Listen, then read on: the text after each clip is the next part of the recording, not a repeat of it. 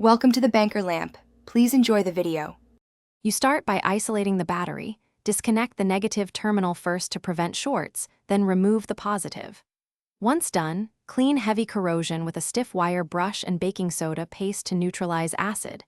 Make sure to loosen clamps with the correct wrench size. A slipping tool damages posts. You should inspect cable ends and the battery tray for damage. If you see deep pitting or cracked insulation, stop and note replacements are needed. You clean remaining residue by applying a baking soda solution, scrubbing until the white crust loosens, then rinsing and drying completely. Moisture causes future corrosion. Next, evaluate clamps. If they deform, replace. If cables are frayed, cut back and crimp on a new terminal because a solid connection reduces voltage drop. Once reassembled, apply a corrosion inhibitor or a thin film of dielectric grease to slow future buildup. You finish by reconnecting terminals, positive first, negative last, to minimize short risk.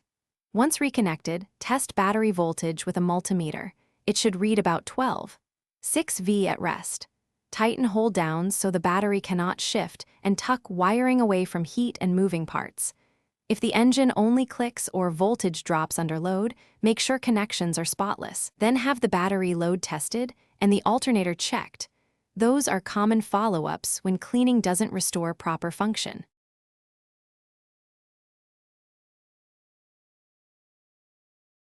Thanks for watching. If this was helpful, leave a like and consider subscribing. See you next time.